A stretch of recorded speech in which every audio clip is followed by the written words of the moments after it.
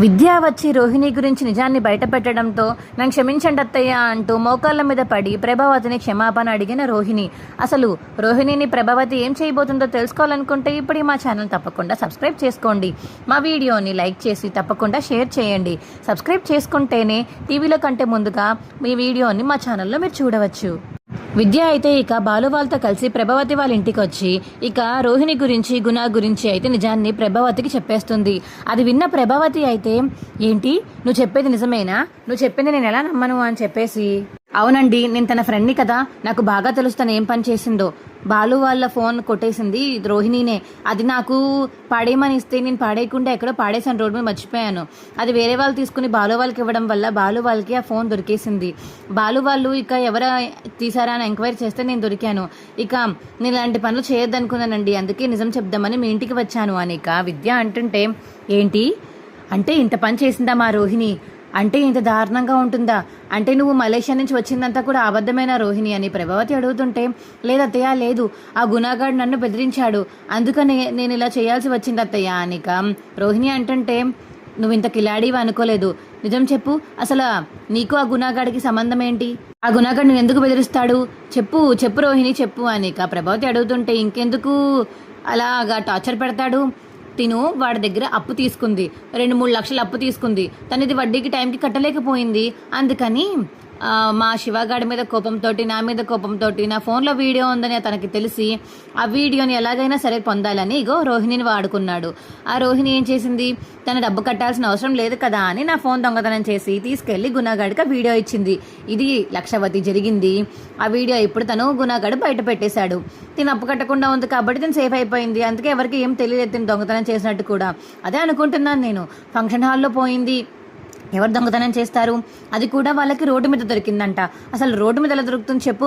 వీళ్ళంతా నాటకం కాకపోతేని అని చెప్పేసి ఇక బాలు చెప్పడంతో, అమ్మో అంటే ఎన్ని నాటకాలు ఆడావా, ఇంకెన్ని నాటకాలు ఆడావా ఏంటో, మా ఇంట్లో ఉంటూ అందరికీ వెనకాతలు ఎన్ని గుంతలు తీసావే ఏంటో, అసలు నువ్వు మా మనోజ్ గారిని పెళ్లి చేసుకున్నావే కానీ అప్పటి నుంచి మలేషియా నుంచి ఎవరు రావడం కూడా నేను చూడలేదు. ఒక్క మీ మలేషియా మావయ్య తప్ప ఇంకెవరిని చూడలేదు నేను. మీ నాన్నగారు కూడా ఇప్పుడు చనిపోయారని చెప్తున్నావు. అసలు ఇతను మీ నాన్నగారని ప్రూఫ్ ఏంటి? మీ నాన్నగారికి అన్ని ఆస్తులు ఉన్నాయని ప్రూఫ్ ఏంటి? అసలు నాకు ఇప్పుడు ప్రూఫ్ చూపించు నువ్వు అనిక ప్రభావతి అయితే గట్టిగా రోహిణి మీద అరుస్తుంటే, అద్ది దొరికింది పాదరమ్మ అని మనసులో అనుకుంటాడు బాలు. అది కాదు అత్తయ్య, అన్నీ మలేషియాలోనే ఉన్నాయి, నా దగ్గర ప్రూఫ్ అంటూ ఏం లేదు. అదేంటి రోహిణి, అసలు నువ్వు మలేషియాలో వెళ్ళినట్టే మాట్లాడుతున్నావేంటి? మలేషియా వెళ్ళి మీ నాన్నతో ఉన్న రోజులు ఏం లేవా నీకు? ఉన్నాయి కదా, నువ్వు మలేషియా నుంచే కదా ఇక్కడికి వచ్చేసావు, మీ నాన్న మీద గొడవపడ ఏదో చేసి వచ్చానని చెప్పావు కదా. అంతకు ముందు తీసుకున్న ఒక్క ఫోటో కూడా ఉండదా నీకు? అక్కడ తీసుకున్న ఒక్క ఫోటో కానీ, లేకపోతే అక్కడ మీ నాన్నతో ఉన్న ఫోటో కానీ ఏమీ లేకపోతే అసలు నేను ఎలా నమ్మాలి? నువ్వు మలేషియా నుంచి వచ్చావు అన్న ఒక కారణమే ఉంది. ఇంతకుముందు డబ్బులు ఇచ్చావు కాబట్టి మీ నాన్నగారు ఇస్తున్నారేమో అనుకునే వాళ్ళం. అది కానీ నువ్వు ఇవ్వలేదు, కల్పన ఇచ్చిందని తెలిసాక ఇంక అసలు నమ్మలేకపోతున్నాము. అది కాక మధ్యలో 1-2 లక్షలు తీసుకొస్తే అది కూడా మీ నాన్నగారు ఇచ్చారేమో అని పోన్లే అని నమ్మాను, 40 లక్షలు కాకపోయినా. కానీ నువ్వు బయట అప్పు చేసి తీసుకొచ్చావని తెలిసాక ఇక నీ మీద నమ్మకం లేదు రోహిణి నాకు. నువ్వు మలేషియా నుంచి వచ్చావా లేదనేది నాకు ఇప్పుడే తెలియాలి, లేకపోతే నువ్వు ఇంట్లోంచి బయటికి వెళ్ళిపో అని చెప్పేసి ఇక ప్రభావతి అయితే గట్టిగా అరుస్తుంటుంది. అత్తయ్య ప్లీజ్ అత్తయ్య, నేను ఇప్పుడు ప్రూవ్ చేసుకోవడానికి నా దగ్గర ఏమీ లేవు అత్తయ్య. మా నాన్న ఆ జైల్లోనే చనిపోయారు, ఇప్పుడు అక్కడికి వెళ్ళడం ఇబ్బందిగా ఉంది, లేకపోతే అక్కడికి వెళ్ళైనా చూపిస్తాను మీకు ఏమైంది ఏంటి, ఎక్కడ ఉండేదాన్ని అన్ని చూపించేదాన్ని. మీ అందరూ ప్లాన్ వేసుకున్నారు కదా మలేషియా వెళ్దామని, నేనేమీ వద్దనలేదు కదా, నేను కూడా వద్దామని అనుకున్నాను. కానీ మా నాన్నకి ఇలా అయితే నేనేం చేయను అత్తయ్య, మీరే చెప్పండి అనిక రోహిణి చెప్పడంతో, సరే మీ నాన్నగారు ఎలా అయినా సరే నాకు అక్కడ ఉన్నారని, అక్కడ బతికారని, ఆస్తులు ఉన్నాయని మీ మావయ్య దగ్గర ఫోటోలు ఉంటాయి కదా అయినా చూపించమను, లేకపోతే నువ్వు ఇంట్లో ఉండడానికి వీల్లేదు రోహిణి. నేను 1% కూడా నమ్మలేను. మీ ఫ్రెండే వచ్చి చెప్పిందంటే ఇక నువ్వు ఇంకెన్ని మోసాలు చేసావో అనేది నాకు నమ్మబుద్ధి కావట్లేదు నేను చూస్తుంటే. లేదు వెళ్ళి సాక్ష్యాలు మొత్తం సేకరించిరా, లేకపోతే నువ్వు ఇంట్లో ఉండడానికే వీల్లేదు అని ఇక ప్రభావతి ఏంటంటే, అత్తయ్య ఏంటి అత్తయ్య, మా అమ్మ చెప్పింది కరెక్టే, ఏం నువ్వే కదా డబ్బున్న అమ్మాయిని 300 కోట్లు ఉందన్నావు, 300 కోట్లు 1 కోటి కూడా నీ పేరు మీద లేకుండా చేసింది మీ నాన్న. అసలు నిజంగా మీ నాన్నేనా? అసలు అక్కడ మీ నాన్న ఉన్నాడా? అన్ని సాక్ష్యాలు తీసుకురా అని చెప్పేసి ఇక బాలు అంటాడు. బాలు నువ్వు మధ్యలో మాట్లాడకు అని ఇక రోహిణి అంటుంటే, వాడెందుకు మాట్లాడకూడదు? నువ్వే నువ్వే మాట్లాడకూడదు రోహిణి. వాడు నా కొడుకు కాబట్టి వాడు నాకు సపోర్ట్ చేస్తూ మాట్లాడుతున్నాడు. ఇన్ని రోజులు నువ్వు మలేషియా అంటే అప్పుడు ఎవరికి అనుమానం రాలేదు, కానీ ఇప్పుడు మాత్రం నువ్వు మలేషియా అంటే ఇంట్లో అందరికీ అనుమానం వస్తుంది. మీ వాళ్ళు అసలు అక్కడ లేరని నాకు బాగా అర్థమైంది.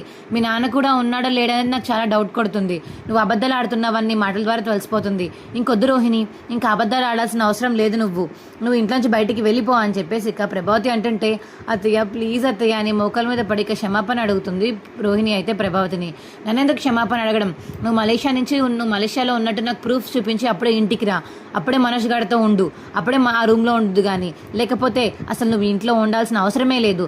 మా వాడికి ఇంకో పెళ్లి చేస్తాను, నువ్వు మాత్రం వెళ్ళిపో. నిన్న మోసగత్తిని అసలు నేను తట్టుకోలేకపోతున్నాను నీ మోసాలని అని చెప్పేసి ఆ ప్రభావతి అయితే గట్టిగా అరుస్తూ ఉంటుంది. మా వీడియో మీకు ఎలా అనిపించిందో కింద కామెంట్ సెక్షన్లో తెలియచేయండి. మా వీడియో కనుక నచ్చితే మా వీడియోని లైక్ చేసి తప్పకుండా మా ఛానల్ సబ్స్క్రైబ్ చేసుకుని పక్కనే ఉన్న గంట సింబల్ మీద క్లిక్ చేసి నోటిఫికేషన్స్ ఆల్లో పెట్టుకోండి. అప్పుడే మేము చేసే వీడియోలు మీకు రోజు వస్తుంటాయి. ఈ వీడియోని చివరి వరకు చూసినందుకు చాలా చాలా ధన్యవాదములు. Bye friends.